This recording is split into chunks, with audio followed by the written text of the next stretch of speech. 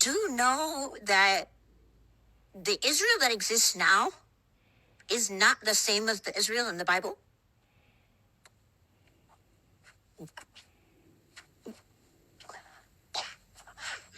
The Israel that's in the 66 pages of our Bible,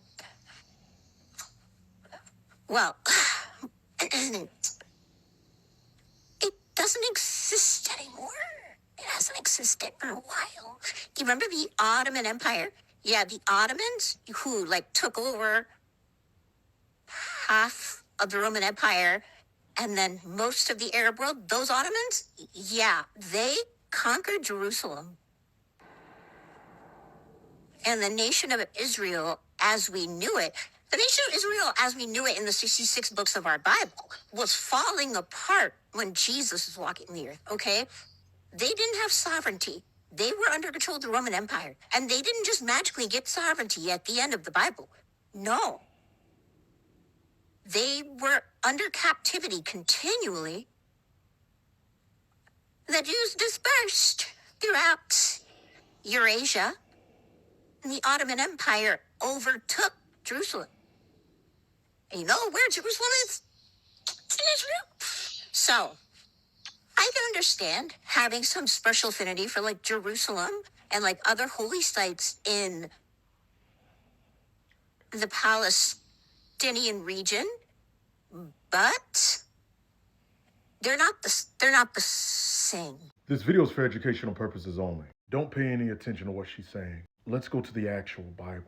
And in order to understand this, you have to understand prophetic literature. The book of Daniel does a great job outlining this prophetically. Now, when you go to Daniel chapter 7, you'll see a vision that Daniel had of 4 main beasts. Now, beast number 1 was like a lion. That was the Babylonian Empire. Beast number 2 was like a bear. That was the Mede and the Persian Empire. Beast number 3 was like a leopard, and that was the Grecian Empire under Alexander the Great. But the part that I want to focus on is this, beast number 4. Because beast number 4 represents the Roman Empire, but it's also a link to the final empire. Now put a pin right there with the final beast mentioned here as the Roman Empire, okay? Put a pin right there. And understand with that pin that it also futuristically links to the final empire. Please hear me on this next part. An angel comes to Daniel and gives him this revelation concerning Israel. Daniel 9:24, 70 weeks of years, or 490 years, are decreed upon your people, upon your holy city, Jerusalem, to finish and put an end to transgression, seal up and make full the measure of sin, to purge away and to make expiation and reconciliation for sin, to bring in everlasting righteousness. So before we continue, understand that God of heaven decreed for the Jews from that time forward,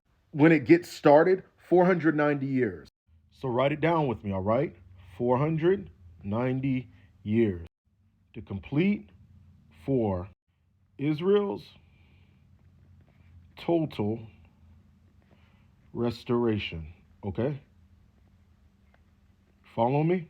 Verse 25, know therefore and understand that from going forth of the commandment to restore and to build Jerusalem until the coming of the Anointed One, a prince shall be 7 weeks of years and 62 weeks of years. So first, who's the Anointed One? That's Jesus, obviously. Let's do the math. 7 weeks of years.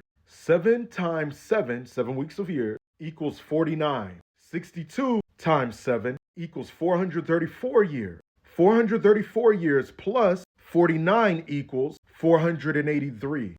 So it would be 483 years from the command to rebuild Jerusalem till Jesus, okay? Are you tracking with me? I'm trying to make this easy. So according to the Bible, the one that gave the command, King Cyrus. So from King Cyrus to Jesus, 483 years. The 7 weeks of years have passed. And then after the 62 weeks of years, which is a total of 434 years, Jesus would be unalive. And then after that, there would come a separate set of 7 years, one final week, where the prince of the people involved with that will make a 7-year covenant, a 7-year treaty, a 7-year agreement. That's the peace treaty the Bible talks about that the Antichrist will do. That's him. The final week is a week of 7 years. That's the Antichrist treaty. But here's the thing. It is a total of 490 years. From the command to rebuild Jerusalem till Jesus came and was unalive, 483 years. The final 7 years hasn't happened yet because Yeshua was cut off. After he was cut off, this happened. Had not been seen since the fall of Carthage 2 centuries earlier. Starting in April of 70 AD and lasting nearly 5 months, the battle would be a brutal, no-holds-barred brawl fought over every inch of the city. At stake was the success of the Great Revolt in Judea and the survival of the Jewish people. General Titus of the Roman Empire went into Jerusalem and burned the temple down. This was a part of the fourth beast. Remember, we just talked about the Roman Empire, a part of the fourth beast mentioned in Daniel. This was a partial fulfillment of the word that Jesus gave in Luke 21 when he said, "But you see Jerusalem surrounded by armies, then you know that its desolation is near." Verse 24, "And they will fall by the edge of the sword and led away captive into all nations." Please hear me right here. What does Jesus say? They will be led away captive into all nations. And Jerusalem will be trampled by the Gentiles until the times of the Gentiles are fulfilled. So they would be taken away captive where? All nations. So when you take a look at a map at all nations, they would be taken away captive somewhere in all these places. That happened in 70 AD. Are you tracking with me? By this time, the 7-year covenant has not been agreed upon yet. How? Because it involves Israel, and Israel is now out of the land. So from 70 AD until 1948, the Jews weren't in this area anymore. Why? Because they were scattered to all nations, as the Bible foretold. However, there is still a final 7-year treaty that has to take place. That involves the Antichrist. Daniel 9:27, "And he shall enter into a strong and firm covenant with many for 1 week, 7 years. And in the midst of the week, he shall cause the sacrifice and offering to cease for the remaining 3½ years, and upon the wing or pinnacle of abomination shall come one who makes desolate, until the full determined end is poured out on desolation." It says that the covenant will involve sacrifices. This can only happen if there's a third temple in place, or something like it, and that can only happen if Israel's a nation again. So say it with me. The Antichrist can't come until Israel is a nation again, and a temple is in place for the sacrifices. From 70 AD to 1948, God's time clock was paused because Israel was not a nation. However, according to prophecy, Messiah Yeshua comes back to Jerusalem. And when he comes back, according to Ezekiel 38 and other places and Zechariah 14, the Jews are in the land. And while they're in the land, the nations that surround Jerusalem and Israel are at war with her.